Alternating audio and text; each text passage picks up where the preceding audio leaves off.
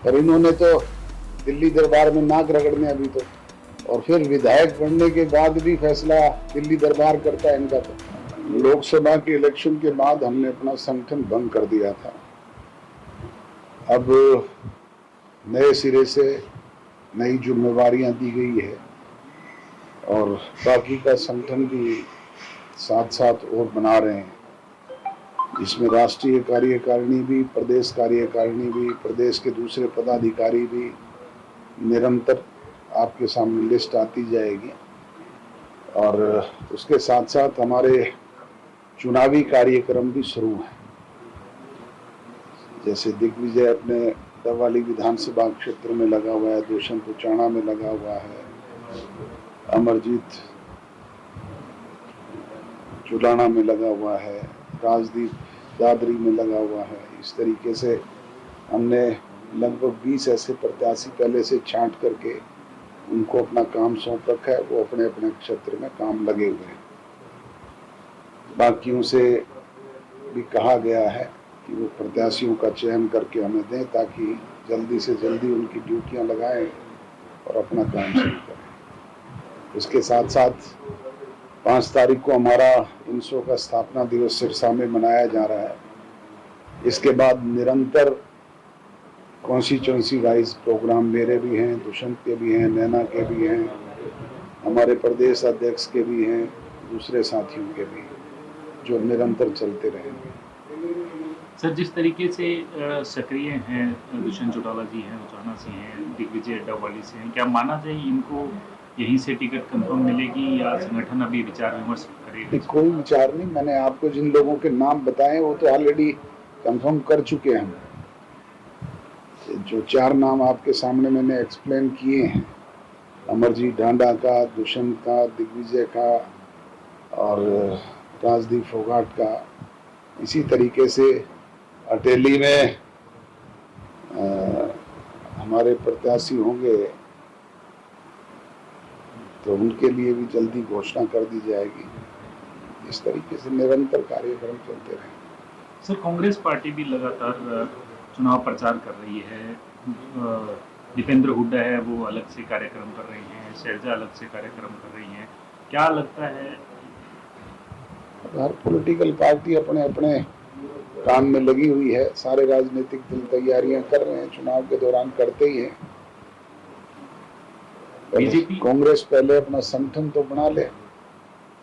आज तक तो 11 साल में जो राजनीतिक दल अपना संगठन ही नहीं बनाया, जूतियों में खीर बट रही है। अब भी रोजाना अखबारों में पढ़ते तो हैं कि आज लिस्ट जारी हो रही है, कल जारी हो रही है, पर ये सुनते सुनते कान पक्के आपके भी हमारे भी, कब होगी ना जाने पता। सर, बीजेपी भी शंखनाद करने जा रही है। आप 4 अगस्त से और आप गठबंधन में रहे हैं, तो क्या लगता है बीजेपी का और आपका कंपटीशन किस तरीके का रहेगा? क्योंकि वो भी ये बात कहते हैं कि हमने पिछले 5 साल में काम किए हैं, लेकिन दुष्यंत चौटाला कहते हैं कि हमने प्रयास किए हैं हमारे क्षेत्र का विकास करने का। जिसने जो किया है वो जनता के सामने है। हमने जो पीछे चुनाव घोषणा पत्र अपना जारी किया था, उसमें से 90% चुनावी वायदों को कानूनी रूप से हरियाणा प्रदेश में विधानसभा में अमली जामा पहनाने का काम किया है और उनको लागू किया है। आज उसका क्रेडिट भाजपा ले तो ये चुनाव से पहले कहाँ गए थे? आज ये उन चीजों को कभी पंचायत के अधिकार बढ़ाने की बात करते हैं, कभी बैकवर्ड क्लासेस के कोटे में से कोटा देने की बात करते हैं, कभी क्रीमी लेयर में उनकी बढ़ोतरी की बात करते हैं। तो ये सब लोगों की आंखों में धूल झोंकने का प्रयास किया जा रहा है। डॉक्टर साहब, क्या लगता है गठबंधन जिस तरह से टूटा, उसके बाद किस तरह से देखते हैं, क्या समीकरण देखते हैं? ये तो फैसला प्रजातंत्र में जनता करती है। लोकसभा का चुनाव डिफरेंट था। लोकसभा का चुनाव तो 2 ही इशू पे था, एंटी मोदी और मोदी के पक्ष में। जो एंटी मोदी लोग थे, खासतौर पे किसान कम्युनिटी के लोग और SC कम्युनिटी के लोग और माइनॉरिटी के लोग, उन्होंने पूरी तौर पे उनको नकारने का काम किया। और उसके परिणाम आपके सामने हैं। और आज भी वही गुस्सा उन लोगों के अंदर है, उसका खामियाजा कहीं ना कहीं हमें भी भुगतना पड़ा।